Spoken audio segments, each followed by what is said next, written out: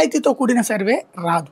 అలా కాకుండా మన ఎలక్షన్ కమిషన్ ఎట్టయితే మనకి ఎలక్షన్స్ అప్పుడు ఇవి పెడుతుంటారో బోర్డులు బ్యానర్లు అట్లా పెట్టండి, వరుస పెట్టి వారం రోజులు పెట్టండి. ఈ వారం రోజుల్లో ఒక రోజున సంక్షేమ పథకాలు మీరు చెప్పినటువంటి సూపర్ 6 ఇవన్నీ వచ్చినాయా రాలేదా, ఇవి అవసరమా లేదా, లేదా డ్వాక్రా రుణమాఫీ అవసరమా లేదా, ఇట్లాంటివి పెట్టండి సర్వేలు. రెఫరెండం, ఇదిగో మేము 5 కోట్ల మందిలో 4 కోట్ల మంది వచ్చారు, 4 కోట్ల మందిలో మెజారిటీ ప్రజలు వద్దంటున్నారు కాబట్టి ఆపేస్తున్నాం. మీకు అలాంటి నిజాయితీతో కూడిన పని చేసినప్పుడు మధ్యతరగతి ఎగువ మధ్యతరగతి కూడా అభినందిస్తారు. ఈవెన్ పేదవాళ్ళు కూడా అర్థం చేసుకుంటారు అప్పుడు ఒకవేళ వద్దనుకుంటే.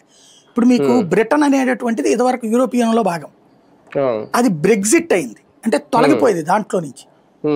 అప్పుడు ఒకప్పుడు యూరోపియన్ యూనియన్లో కలవాలన్న దాని గురించి రెఫరెండం పెట్టారు ఆ దేశంలో, కలవాలని ప్రజలు మెజారిటీ ప్రజలు తీర్పిస్తే కలిశారు. ఆ తర్వాత దాంట్లో తేడాలు వచ్చిందని అక్కడ ఉద్యమిస్తే రెఫరెండం పెట్టారు. కేవలం 1% తేడాతో కలవద్దు విడిపోదామని వచ్చింది. కానీ ఆ 1% ప్రజలు డామినేటెడ్ కదా, అంటే ప్రజాస్వామ్యంలో ఒక్క ఓటుతో గెలిచినట్టే కదా.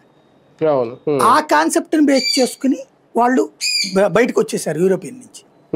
మనం కూడా అదే ప్రజాస్వామ్యంలో ఈ సంక్షేమ పథకాలు జగన్ కంటే ఎక్కువ ఇవ్వాలా వద్దా, లేదు మేము ఇస్తామన్న సూపర్ 6 ఇవ్వాలా అక్కర్లేదా,